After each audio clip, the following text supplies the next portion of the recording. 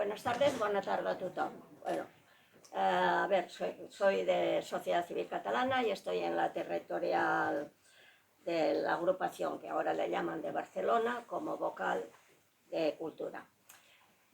Hemos pensado, os doy las gracias de estar aquí, también a Sociedad Civil Catalana por habernos acogido como siempre en este local. Y también estamos en este espacio, que yo le llamo espacio de libertad, porque cada uno puede decir lo que le parezca sin molestar. Y también, pues también el agradecimiento a nuestro colaborador, a Pedro, que ya conocéis. Y bueno, pues aquí vamos a estar un rato que nos va a hablar hoy Pedro. Lo conocéis, Pedro Rueda Ramírez, para que no lo desconozca. Yo cuando nosotros, la territorial, le propuso esta conferencia, precisamente porque mañana es el Día Mundial de la Escritura, pues le pareció muy bien. Yo dije, ya la tendrás ya segura en la carpeta que tiene todo preparado. Pues no, esta la ha preparado para nosotros, con lo cual es una primicia, como hizo con la de Cervantes, que viaja, los ejemplares que viajaron al Nuevo Mundo, que también estrenó aquí. Ya llevamos dos príncipes, le diríamos nosotros, principales ya aquí. Pues bueno, él es un profesor de la escuela de bibliotecarios, por no decir semejante tal y tal y tal, porque ahí la informática sale más que los libros y a mí, bueno, pues bueno, para que nos entendamos, sería la facultad de bibliotecarios, para entendernos. Pero no es que solo sea un profesor que también tiene, bueno, es lo de bibliotecas, todo ese, de las colecciones patrimoniales y todo eso, pero además es también doctor en historia, que casa muy bien con esto de ser bibliotecario, porque se sitúa muy bien todos los periodos y las bibliotecas y todo esto. Tiene muchísimos libros publicados esto, va a congresos internacionales, o sea, tenemos aquí un colaborador muy preparado, un bibliotecario que lo apreciamos mucho porque además él, cuando viene aquí, dice que se siente muy a gusto, con lo cual, pues todos estamos contentos. Como digo, tiene muchos libros publicados, tiene también artículos de revista, tanto ha dado conferencias y ha estado en congresos, tanto aquí como en el extranjero. Lo conoce muchísima gente, profesores. Yo leí una vez unos halagos de él a un profesor francés que había coincidido con él. Y bueno, tiene un currículum que podríamos estar aquí media hora hablando, Pedro, ya lo pasamos para antes. Bueno, a ver, lo dejaremos aquí e iremos a lo que vamos, a la conferencia, que creo que será muy interesante. También antes de empezar os hago una observación. Cuando Pedro termine, entraremos en un coloquio, pero un poco rápido, 2 o 3 preguntas. Como él explica tan claro y tan didáctico, no creo que tengáis ningún problema. Bueno, pero si alguien tiene una pregunta o sobre una cosa concreta, la podrá hacer. Pero bueno, lo que pasa es que tenemos después una sorpresa y os la anunciaré después. O sea, no os vayáis con prisas, quedaos sentados hasta que os diga lo que hay. Tienes la palabra, Pedro. Muchísimas gracias. Muchísimas gracias primero por la invitación, por aquellos que ya nos conocíamos, por volvernos a ver, por encontrarnos otra vez. A Carmen por la invitación y yo espero también la sorpresa. Yo la verdad es que intentaré cubrir las expectativas que tiene Carmen, pero es un diálogo en cierto modo con la letra y los tipos móviles, que es uno de los temas de historia del libro que a mí me interesaba. Yo os plantearé un recorrido, es más visual, hacia una problemática que creo que es común, que es quiénes somos desde el punto de vista del reconocimiento de nuestra relación con el mundo del libro. Normalmente nos centramos mucho en la problemática de la lectura. Hoy yo voy a hablar más de los tipos. Sobre un poquito la voz, por si Ay, acaso. perdón, sí. Sobre un poquito porque los de atrás no sé cómo lo tendrán. Voy, por si acaso, ¿eh? Me iré animando, iré Bien, subiendo la ya. voz. Si no, me lo decís. Es que está acostumbrado a jóvenes y aquí somos mayores y los oídos ya están un poco más dificultosos. Yo creo que están más atentos que mis alumnos. Más atentos sí, También te pero lo el digo. oído es el oído, es verdad. Lo que voy a hacer es un recorrido muy sencillo y es, todos somos escritores, calígrafos, somos homo caligraphicus, queramos o no somos homo typographicus, vivimos en la etapa y en la era de la imprenta y muchos de nosotros ahora somos homo mobilis, porque estamos todo el día en una tablet o en un soporte, digamos, digital. El último homo mobilis no sabemos qué hará ni cómo será. Os digo que veo a mis alumnos y su interrelación con las nuevas tecnologías, pero no sabemos el impacto que tiene la aplicación, digamos, móvil de la lectura. Estamos todavía intentando entender cómo nos cambia la lectoescritura con los nuevos medios digitales. Yo voy a hablar del Homo caligraphicus y el Homo typographicus, pero está todo relacionado porque en el fondo nuestra relación con las pantallas sigue dependiendo del texto. En un primer momento hemos transferido lo que era analógico a lo digital, pero seguimos siendo consumidores de texto. Pero sí que es verdad que nuestra relación con el objeto ha cambiado y también con los tipos, la manera como nos relacionamos.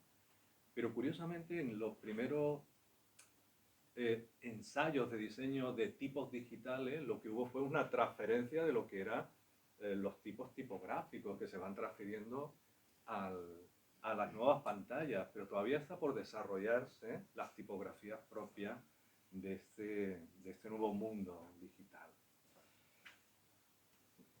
Lo que no haré de una manera detallada es ninguna queja sobre la llegada de la literatura digital o sobre los medios digitales. Ha llegado para quedarse, todos lo hemos incorporado. A mí me gusta mucho esta imagen de las lamentaciones de Jeremías. Si os fijáis, él está pensando, está meditabundo antes de entrar en la ciudad y tiene un libro a los pies que lo está pisando, que es el saber humano, ¿no? El saber del hombre me hará llegar a la divinidad o no. Y está melancólico, ¿no? Entonces no caigamos en la melancolía. ¿Sí? Nuestra relación con el mundo tipográfico digital se resolverá de una manera muy natural. Lo acabaremos usando cuando lo necesitemos y de la manera que nosotros deseemos usar ese material. Yo creo que tiene bastantes ventajas. En el ámbito de la tipografía, que es al que voy a entrar ya de lleno, en realidad la precedencia de publicación de tipos móviles metálicos no es europea. Eso siempre me gusta recalcarlo porque la producción de tipografía para publicar libros tiene más de un territorio de creación. Es un invento que con seguridad, por lo que sabemos, aparecerá ligado a este libro, que es el Jikji, que es un conjunto de textos budistas que se publica en 1377 en Corea. Este es el primer libro impreso con tipos móviles metálicos. Es decir, tipos móviles que son sueltos y con ellos tú vas componiendo letras y frases.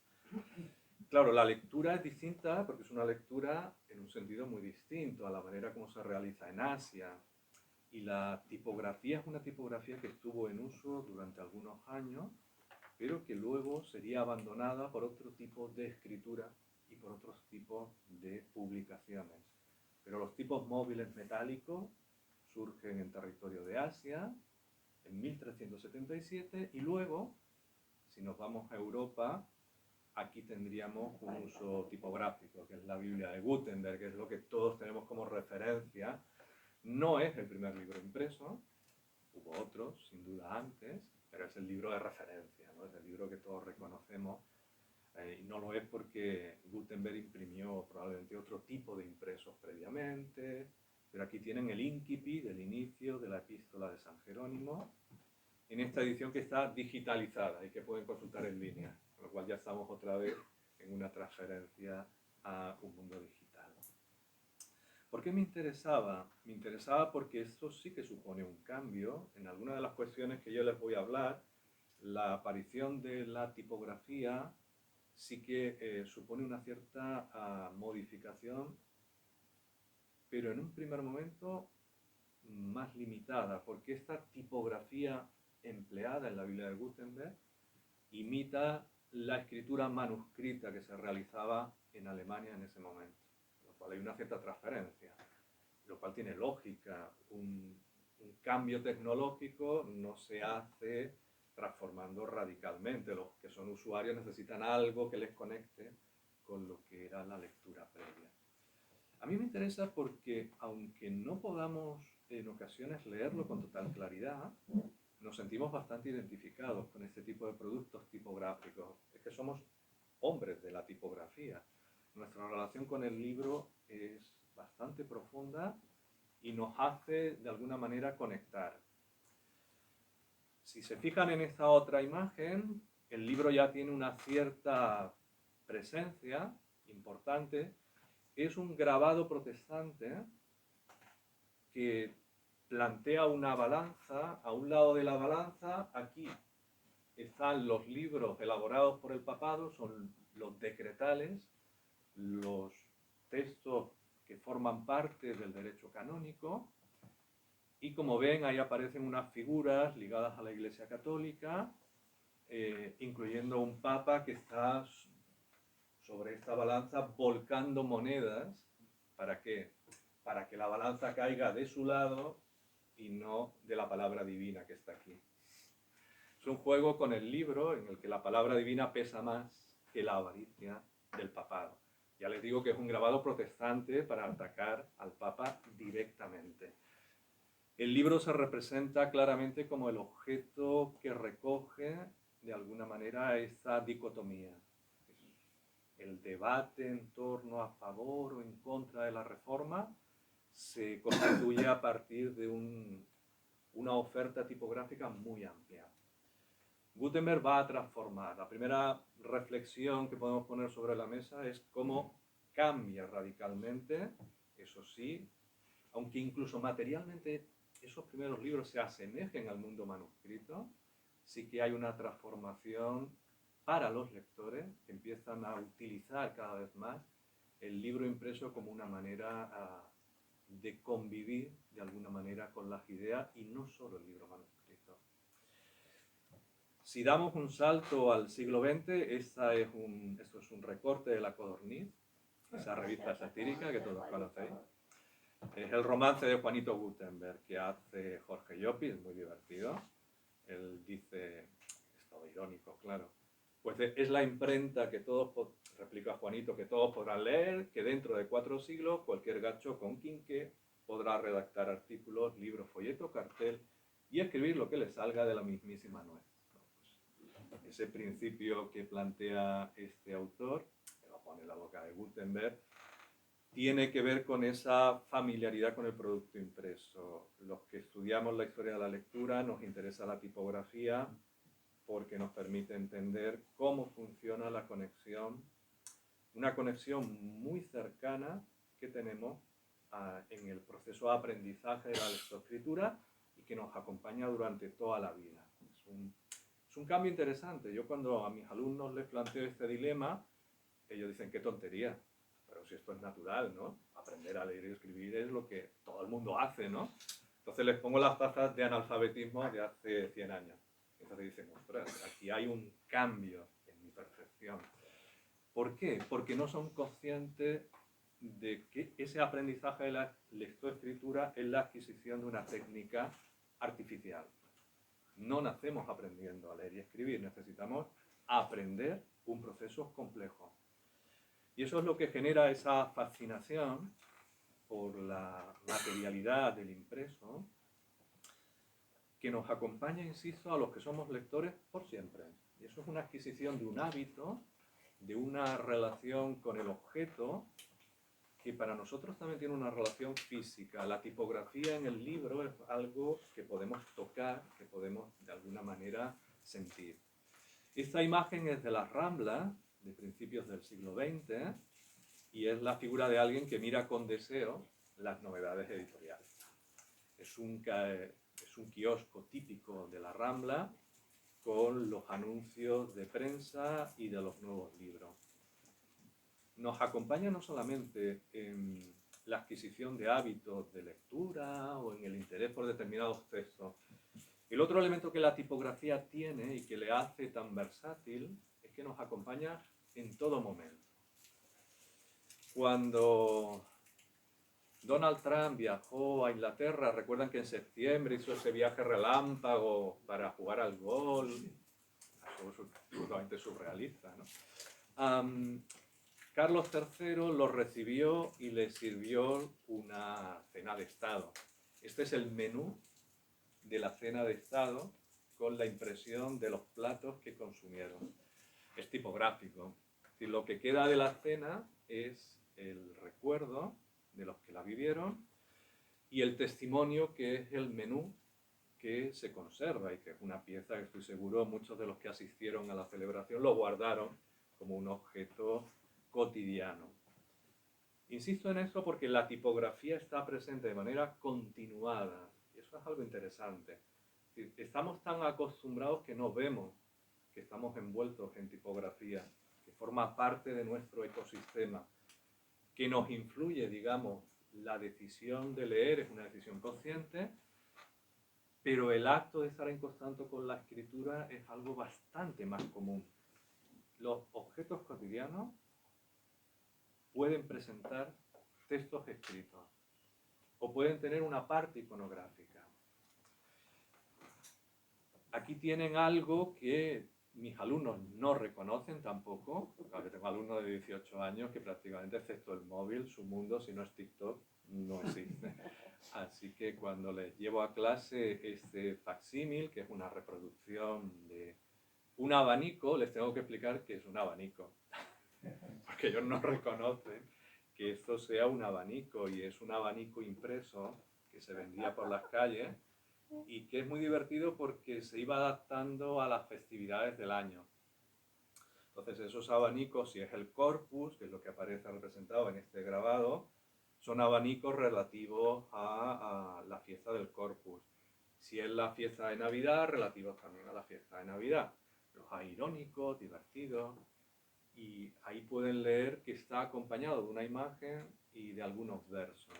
Es un producto muy económico y muy fácil de producir desde el punto de vista de la técnica de la imprenta, y esos versos son muy claros, ¿no? Dice: de los muebles, el mejor es y ha sido el abanico, pues quita todo mosquito y nos alivia el calor. Son más divertidos los irónicos, ¿eh? Pero es algo habitual. Esa correlación entre lo impreso y la tipografía también llega a las obras de arte y la pintura. Estos son trampantojos, efectivamente, son engaños visuales. Es una pintura que simula una representación de un objeto, una naturaleza muerta, una representación de un objeto tridimensional, pero que es bidimensional por la naturaleza de la pintura. Pues aquí tienen un trampantojo del siglo XVII que presenta pequeños impresos. Estos de aquí, si se fijan, arriba es A, B, C, D. Es un abecedario para aprender a leer y escribir, lo típico de los libros escolares. Detrás hay una comedia teatral, y detrás una gaceta con noticias y relaciones. Es un ejemplo muy claro de las conexiones con ese tipo de producción impresa menor, que explica por qué la tipografía se convierte en un objeto tan cotidiano. Para mí el caso más claro de conexión entre tipografía y biografía es el que les voy a enseñar ahora. Este es un cuadro pintado, no es un collage, no es una composición con trozos de papel recortado, no, es una pintura completa, es otro trampantojo. Se acaba de vender en Ansorena y lo ha comprado el Estado. Ya saben que cuando hay una venta en una subasta, el Estado puede intervenir realizando el derecho de tanteo, que les permite adquirir la pieza en el precio de venta más las comisiones, ¿no? Pues este lo acaban de comprar y es una mesa revuelta. El término que aparece en la época es interesante, pero es el retrato del marqués de Astorga. Pero el marqués no está. Lo que está son objetos que se relacionan con él. Está su escudo nobiliario, aquí ven una tarjeta de presentación y aparecen también algunas cartas, un trozo de calendario, unas indulgencias, algunas estampas, un trozo de pergamino que ven allá que es un trozo, no sé por qué, pero es un trozo de pergamino de un libro de coro, el típico libro de coro de canto, aparece aquí representado, ¿no? Es la biografía del personaje pintada, pero representada mediante tipografía. Es algo muy característico del 18 y del 19, que no ha sido suficientemente investigado ni estudiado, pero que es muy revelador. ¿Quiere esto decir que lo impreso va a sustituir por completo lo caligráfico? Yo creo que no. Algunos de los estudios están revelando que la aparición de la nueva técnica de la imprenta no necesariamente elimina la técnica tradicional de escritura manuscrita, sino que se complementa. Y eso es interesante porque cuando aparecieron los libros digitales, los apocalípticos decían, se acabará el mundo del libro impreso, desaparecerá, será el fin del libro tal y como lo conocemos. Y yo siempre pensaba que la cosa seguramente sería muy diferente. ¿Por qué? Porque conviven o pueden convivir varios sistemas tecnológicos, ¿no? El libro en papel y el libro digital finalmente han convivido más de lo que imaginábamos. Y ocurre lo mismo con la escritura. Aquí tienen un tratado que es una disertación sobre el origen de las letras.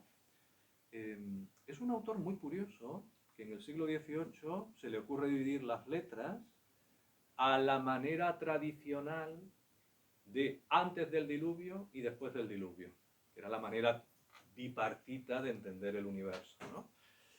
Y él habla de las letras antediluvianas, de la lengua primitiva del mundo y de las primitivas letras o caracteres que se usaron en el mundo, ¿no? Es una fascinación muy propia de los estudios del siglo XVIII en las academias.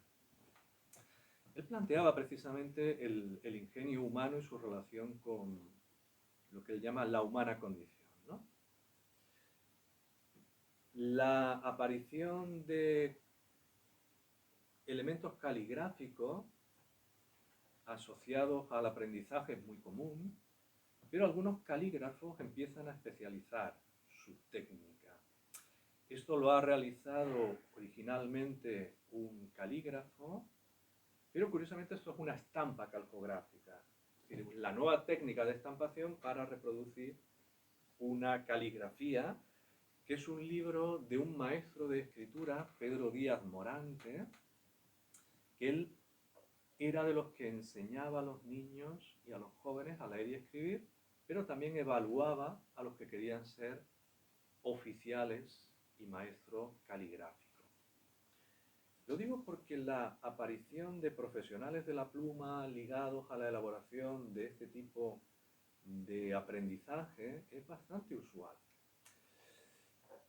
En cierto modo a mí me interesa porque revela que nuestra conexión con el mundo de la escritura en el momento de la aparición de la imprenta y después no se fractura, simplemente los calígrafos empiezan a especializarse en determinados productos escritos. Aquí tienen a un calígrafo que está representado en este plato francés y está representado en una tiendita de madera y está recibiendo a un cliente que le pide que escriba para él un testimonio. Esto lo recoge Antonio Castillo, entre otros casos, porque revela cómo personas que no escriben, que no tienen dominio gráfico, en las sociedades del pasado acudían a profesionales para que escribieran por intermediación. Eso es interesante, porque esto es una imagen de Barcelona. son escribientes que están en la calle y que cuando uno necesita hacer un oficio se acerca a ellos. ¿Por qué? Porque hacen una labor de mediación gráfica. Eso es interesante. Y las culturas del pasado, cuando no se tenía un dominio de la alfabetización, se podía acudir a profesionales de la pluma. Y eso explica por qué hay ciertas continuidades en los oficios y en los negocios de los escribientes que están al servicio de cualquiera que quiera poner por escrito una carta de amor o hacer un oficio al rey. Me interesa esa labor de mediación porque creo que no conviene perderla de vista en nuestra relación con el ámbito de la escritura. Podemos escribir por nosotros mismos o podemos conseguir que otros medien para que nosotros podamos comunicar un mensaje. La mediación puede ser a lo humano o a lo divino. Este es un cuadro que a mí me tiene muy fascinado. Es un cuadro realizado en territorio americano. Y es un cuadro en el que aparecen los peticionarios. La primera escena inferior que tenéis aquí abajo es la gente que entrega sus escritos. Fijaros que hacen una petición. En el ámbito católico pensaríamos que la oración es el mecanismo de transmisión, ¿no? Ellos no, ellos dejan por escrito su petición y la elevan. ¿A quién? A los dos mediadores que tienen ahí y que seguro ya han identificado. Por un lado San José y por el otro la Virgen María. Y la Virgen María y San José le hacen llegar, en este caso a Cristo, las peticiones que le van llegando. Como ven, gente muy diversa.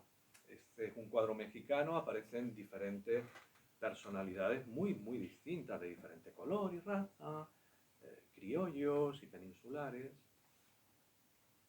Y la labor de mediación es una labor clave. La lectoescritura no es solamente para un uso particular, un uso propio, sino que también permite acceder a ciertos favores, favores divinos o favores terrenales.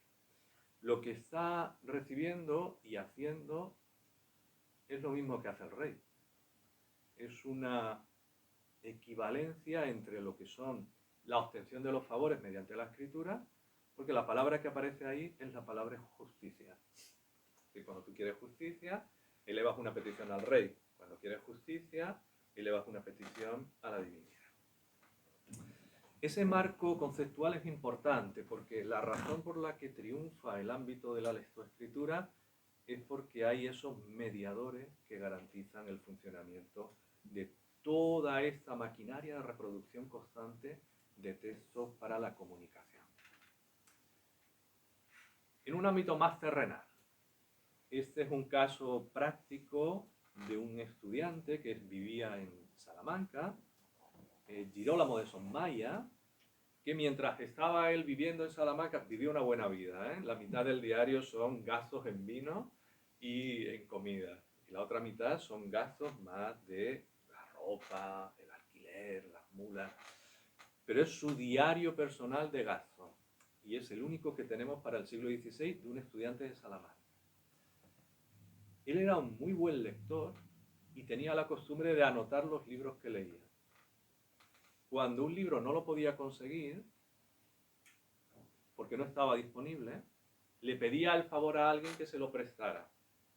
Y cuando quería el libro tener él una copia, contrataba a jóvenes estudiantes de la universidad más pobres que él y les pagaba una cantidad por copiarle los libros, ¿no? Esta es la entrada que aparece aquí al estudiante que vive en la calle de Raspagatos. El libro de Tácito, los anales de Tácito, que no los conseguía, los pide, se lo presta un miembro del Consejo de India y él lo entrega a un estudiante, lo copia y le paga por la copia, ¿no? Solemos tener la imagen de que los libros son siempre impresos. No, una parte de los libros circulan manuscritos. Eso también es importante. Lo digo porque ahora les voy a hablar de la imprenta, pero quería primero recalcar la comunicación con el mundo de la letra manuscrita. No desaparece con la imprenta, igual que tampoco ha desaparecido con la aparición del libro digital. Se mantiene de una forma muy activa. Vamos a entrar en la tipografía. Aquí tienen una imagen alegórica, es una imagen que muestra una... No creo que sea una diosa, no está nada claro el personaje, Claro, uno piensa lo primero es Minerva, como la diosa de la sabiduría, es lo primero que nos viene a la cabeza. Pero está representando una imagen alegórica, es la musa de la imprenta quizás. Tiene sobre la corona las vocales y en el manto, como ven, tiene el resto de las letras. En la mano izquierda sostiene un componedor tipográfico, que es el que usan los profesionales del taller para colocar los tipos móviles metálicos, y en la otra mano tiene las balas con las que se entintan las formas tipográficas. Son las dos herramientas de taller, ¿no? Es una imagen muy interesante de una protectora de las artes de la imprenta. Nos va a servir para introducirnos en el mundo tipográfico, en el que los tipos móviles metálicos jugarán un papel importante. Les he traído un manual del siglo XVIII de aprender el arte de la imprenta. Es un manual que tuvo una gran difusión en Alemania, pero a mí me interesaba por una imagen. Tiene una imagen alegórica que muestra el trabajo que realizan los que se encuentran operando, digamos, con los tipos en una imprenta. Esto sería una típica forma tipográfica y allí hay un modelo de las letras de un abecedario alemán. En la segunda línea está Geschichte, que es historia, y abajo Disciplina. Si hacemos una ampliación de la imagen, es una alegoría, y como toda alegoría está jugando con una representación. Aparece primero la tipografía, y en esta imagen de aquí ven que hay una mujer que acompaña a un joven y que le hace subir unos escalones. Cada escalón es algo que debe aprender un tipógrafo para convertirse en maestro. Entonces, la maestra de la tipografía es esta alegoría, y en el fondo hay unos niños, unos putis, esos especies de nenes que están jugando con las cajas de composición y con la máquina de imprimir a este lado. Es una representación en clave totalmente alegórica de los niños que aprenden, los jóvenes que aprenden el arte de la imprenta. Es una técnica altamente compleja. Producir libros impresos supone un coste importante. Y es algo que una vez se establecen las maquinarias y se coloca, digamos, en marcha el funcionamiento de una imprenta, la producción es muy importante y bastante constante. Para que sea rentable una imprenta tiene que estar produciendo no solo libros, también gacetas, almanaques, pequeños impresos. Esta es otra imagen también del siglo XVIII del funcionamiento de una imprenta real. Aquí ya sí aparecen los oficiales de imprenta, los diferentes oficios, pero en la parte primera, a un lado aparece un vendedor ambulante, que es aquel señor de allá, que como ven tiene una especie de cajón, y en ese cajón va colocando los impresos y los va repartiendo por las calles. Es muy revelador de cómo se van difundiendo determinados impresos. Y a este lado están almacenados los impresos que se van a ir vendiendo. Las imprentas funcionan de manera muy parecida en todo el territorio europeo, y el producto impreso entra muy rápidamente en la vida de la gente, sobre todo si tienen un cierto dominio de la lectoescritura. El efecto del libro puede ser muy variado. Aquí el efecto ha sido somnífero, ¿eh? Ha sido un efecto... Es interesante, el cuadro es una nena que... El libro es la lección poco interesante, Jolieda dibujada, pintado en este óleo, una nena que debía estar cansada ya de leer el manual escolar y se duerme, ¿no? Hizo otra, con la mismo modelo, hizo otro cuadro esperando el siguiente número de la novela de folletín. Fíjense que materialmente lo que tiene aquí es un diario. Claro, está esperando leer una novela que le van entregando cada semana un capítulo, que es la típica novela de folletín del siglo XIX. Entonces, cuando tiene que estudiar, la pobre se muere de aburrimiento, pero la cara que tiene de he terminado ya el capítulo, hasta la semana que viene no puedo seguir. Esa inmediatez de lo impreso que tenemos ahora, que queremos tener el producto completo. En muchas ocasiones en el siglo XIX tenían una infinita paciencia y tardaban en leer una novela perfectamente 3-4 meses, hasta que se les acababa de completar el volumen. El libro, por lo tanto, sí que penetra la vida cotidiana de la gente. pero el impacto sobre el lector es muy variable. A mí me interesaba, por ejemplo, plantearles esta dicotomía de Van Gogh. Es un cuadro muy interesante en el que él representa dos objetos cotidianos de su casa. El que es el de mayor volumen es la Biblia de su padre. Una Biblia que se leía en familia, pero a él no le resultaba una lectura agradable porque tampoco le gustaba, especialmente de la relación con el padre, no era precisamente muy buena. Y él, yo supongo que para fastidiar al padre, pinta la Biblia y debajo coloca La alegría de vivir, que es una novela francesa que, claro, debía romper. Si el padre ve este cuadro, debió llorar de rabia diciendo, pero este hijo que he criado, porque se le había escapado a París, se había ido a la aventura. Y de hecho, cuando él pinta la naturaleza muerta, contrastan los dos libros. La alegría de vivir es un libro ajado, es un libro usado, pero porque lo ha leído intensamente. Interesante su punto de vista. Él al poco tiempo pinta este otro cuadro y fíjense el cambio de color. Fascinante. Pinta las novelas parisinas, que son las que le apasiona leer, son las que él vive con pasión, y cambia completamente la paleta de color. Es muy revelador de cómo la sensibilidad del artista está conectada con los libros. Sabemos que son novelas porque esas son las cubiertas amarillas típicas de las novelas que él leía. Que en esas novelas de color hay una colección completa que, aunque no leamos los títulos al detalle, sabemos que formaban parte de sus intereses de lectura. De hecho, los libros tienen múltiples utilidades y es muy interesante analizar esa singularidad del libro representado como una forma de mostrar tu conexión con el contenido. Los libros tienen múltiples usos. Les voy a leer ahora un pequeño fragmento de Fernández de Moratín, que él tiene La derrota de los pedantes, que es una sátira muy entretenida. Él tiene sus puntos de vista sobre la buena y la mala poesía, y en esta obra de 1789, él plantea una batalla, una pelea entre autores. Hay quien se pelea con los sables y hay quien se pelea con los libros, ¿no? Y para mantener la batalla, porque es una batalla de libros, lo que hacen es ir a buscar a una biblioteca los libros que lanzar al contrario. se van a por una serie de libros y él dice lo siguiente, ¿no? Acudieron luego al repuesto de los malos libros y llevaron infinitos volúmenes antiguos y modernos que hasta entonces no habían servido de gloria a sus autores ni de utilidad alguna al género humano. Y en aquel día, esos libros se hicieron apreciables, porque no hay duda que un mal libro, por malo que sea, siempre sirve, y más si es un buen tomo, para descalabrar con él a cualquiera. Lo tenían bastante claro, ¿eh?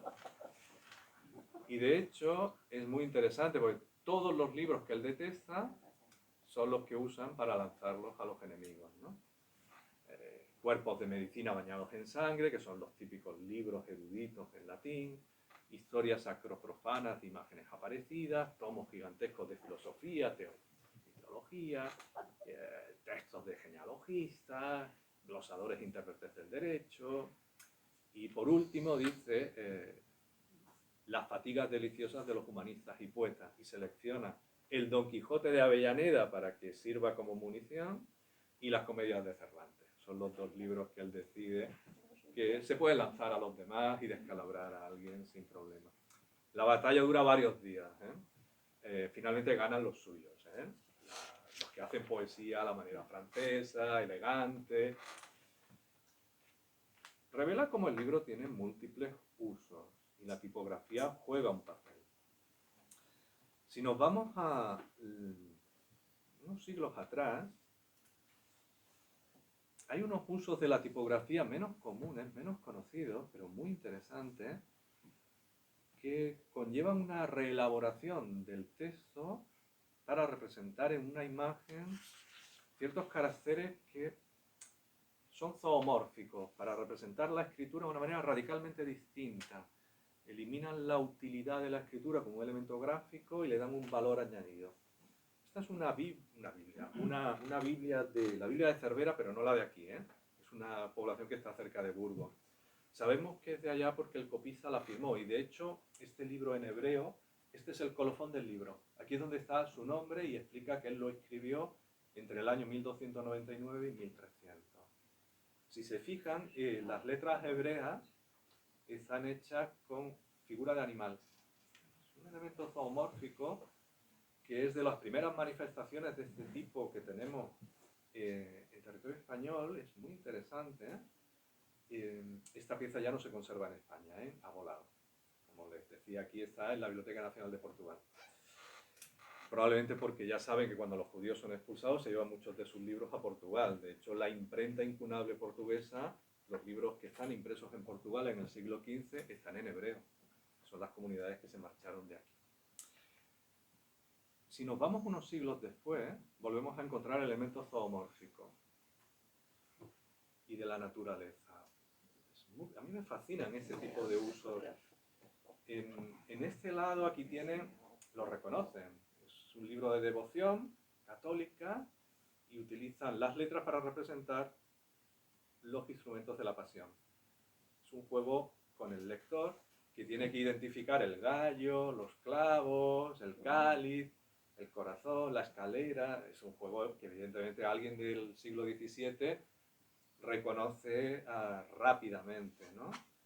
La corona de espinas, algunos se me escapan, pero todos los podríamos identificar con relativa facilidad.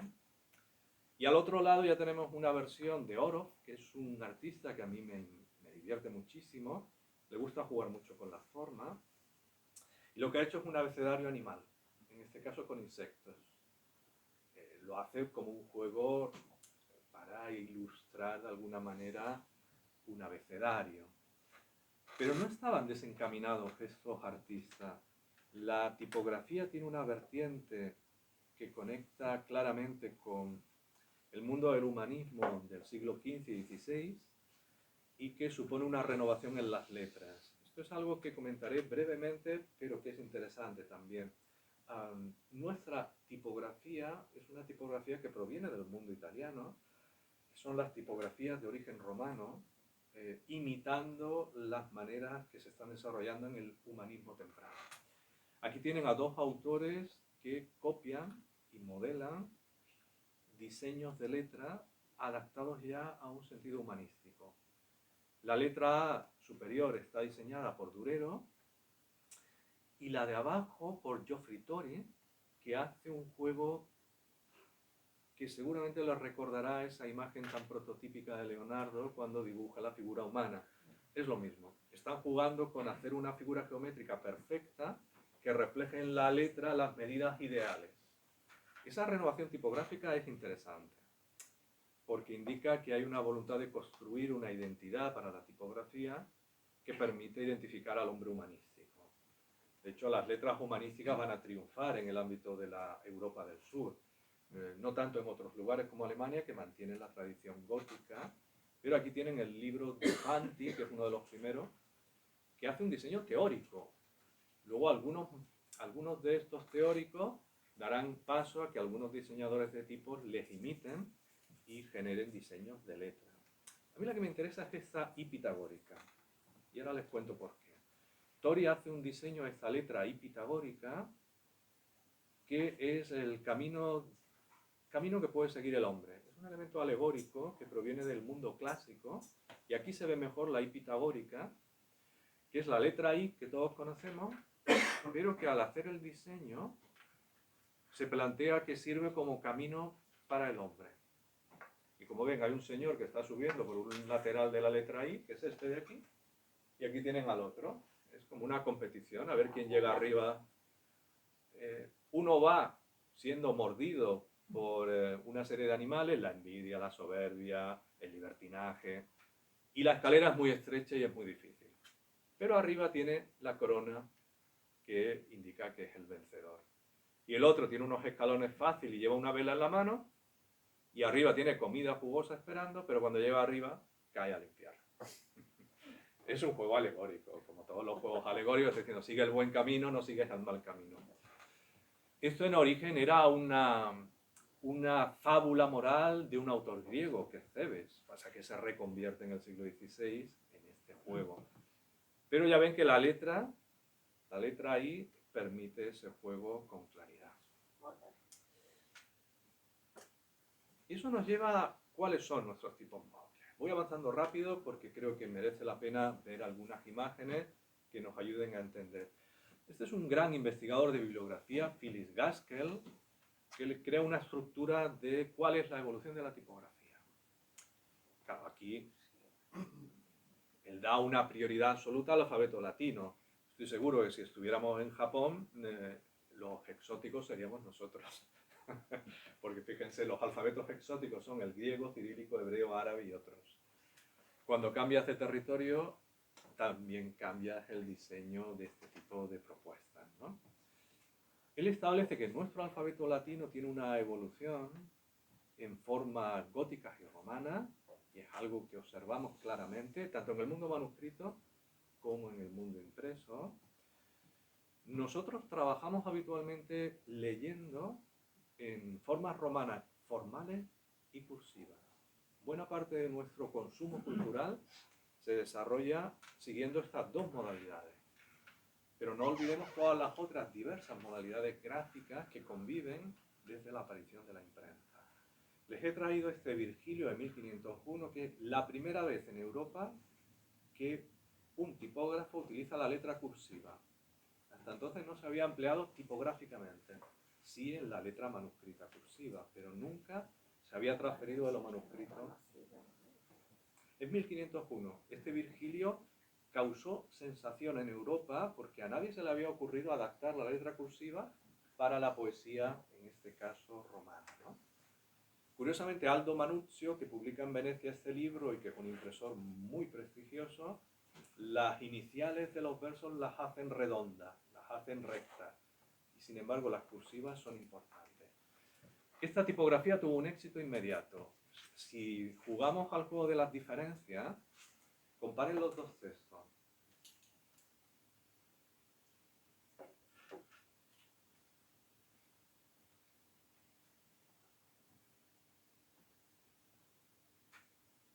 Hay algunas variantes. Y esas variantes son interesantes por un motivo. Son dos letras, la cabecera de las dos primeras líneas, letra redonda o romana, el resto del texto es letra itálica o cursiva. Lo podemos llamar como queramos. Pero ¿verdad que hay diferencias? Sí. El publicamus, que es una rata, el que, quae, o al principio romás, quo, suo, todo punto separado. La que está aquí es la de Aldo Manuzio, de 1501, y la de al lado es una edición pirata que se realizó para imitar el modelo de Aldo Manuzio. Un impresor de Lyon le dijo, imita las letras que acaban de llegar de Venecia. Y el impresor dijo, venga, yo las diseño, las preparo, y el fundidor elaboró en un tiempo récord una tipografía itálica, y el libro se hizo imitando el de Venecia y sin dar el pie de imprenta ni datos de colofón para que pareciera hecho en la ciudad de Venecia. Sabemos que es de Lyon por los investigadores que lo han podido trabajar. Hasta ese punto la tipografía acaba impactando en los potenciales lectores. Sabían perfectamente los impresores que el rendimiento que obtendrían realizando este tipo de textos sería mucho más amplio. Y ya que estamos con Cervantes, os he traído esta página de los Quijotes de la Biblioteca Nacional. Están todos los que tienen la Biblioteca Nacional digitalizados, disponibles aquí. Yo he seleccionado este que sin duda les suena, que sé que les gusta, que es la primera edición, la Princes, la primera edición Príncipe, que tipográficamente es muy común. La tipografía es la misma que el resto de impresos de Juan de la Cuesta, y lo he traído porque algo que intento que mis alumnos descubran es que este texto es un texto corrido, está hecho sin separación de párrafos, y eso genera ciertas dificultades de lectura. Todas las ediciones modernas tienen separación de párrafos. En el que se publica originalmente son así. Es una letra corrida y el capítulo presenta ciertas dificultades para ser leído, ¿no? Eso es interesante. Eso quiere decir que el lector está tan habituado a leer que no necesita elementos tipográficos para hacer las pausas, sino que él ya está acostumbrado a hacer las pausas cuando él sabe que tiene que hacerlas. Luego, en el siglo XVII empiezan a plantearse, oye, ¿y si hacemos alguna pausa para indicar cuándo hay que descansar? Y hacen un retorno de línea. Pues eso se irá introduciendo y se generaliza ya en el siglo XVIII y en adelante. Pero los primeros libros del XVII y XVI generalmente son así, a línea corrida, por una cuestión muy clara, y es que cuanto más apretado está el texto, menos número de páginas tienes que componer y más barato resulta el volumen resultante. Es así de claro. Es el lector el que interviene, y con esto voy a ir ampliando y cerrando esta parte. El lector es el que interviene en el texto. A veces nos olvidamos que las acciones de lectura son las que marcan las pausas, los momentos de salto o los momentos de no leer. O este lector, este es un libro de principios del siglo XVIII, un lector se enfadó con el autor, literalmente, y se enfadó mucho. Entonces lo que hizo fue embadurnarse los dedos de tinta y anular el texto al completo. Pero me parece muy legítimo, ¿eh? Hay quien subraya y hay quien censura. Pues este señor censuró directamente su libro, ¿eh? En este caso era el libro que estaba en su biblioteca, no lo hizo en una biblioteca pública, afortunadamente. Él lo que hizo simplemente fue eliminar una serie de fragmentos que consideró que no eran adecuados. En el libro había algún fragmento que era censurado inquisitorialmente, pero él dijo, además de lo que dice la Inquisición, yo voy a poner mis dedos en esta parte que tampoco me convence, ¿no? Lo digo porque a veces los libros tendemos la idea de que no están intervenidos, y están intervenidos, ampliamente intervenidos. Os traigo este ejemplo de cómo los lectores intervienen, cómo los lectores interactúan con el libro. Este es un libro que analiza un fragmento bíblico de un estudiante de teología, y el estudiante arrancó las páginas y las recompuso en un cuaderno de escritura, es decir, insertó las páginas impresas en un cuaderno en blanco para así poder hacer sus anotaciones. Y es inteligente, es decir, él estudiaba en clase, sabía que tenía que anotar los comentaristas y dijo, oye, en vez de hacerlo sobre la página, lo voy a hacer con los añadidos. Estaba estudiando hebreo y por eso hay fragmentos en hebreo. Es interesante porque para mí este libro refleja esa combinación entre libro manuscrito y libro impreso, que no son dos universos tan separados como podamos imaginar. Los lectores interactúan con el libro y en muchos casos, como ven, dejan sus marcas, sus señales, en ocasiones de censura, en ocasiones de alabanza, pero son señales y marcas que indican cómo interacciona el usuario, el lector, el que de algún modo quiere dejar una marca, que no es para nosotros. Ese tipo de intencionalidades reflejan unos usos del pasado. Voy terminando y ahora sí. Este tipo de interacciones, intentaré ligarlo con la parte digital. A mí me plantean esa duda y al mismo tiempo me tranquilizan, porque probablemente con lo digital nos ocurre algo parecido. Acabaremos siendo híbridos, como son los objetos digitales, ¿no? Yo creo que tenemos todavía mucho que aprender de esa capacidad de adaptación de estos lectores, porque acabaremos descubriendo que necesidades del presente se pueden combinar con estas características de uso tan particulares pero tan intervencionistas, que indican que el material, digamos, de lectura está siempre en uso. Y nada más, muchas gracias.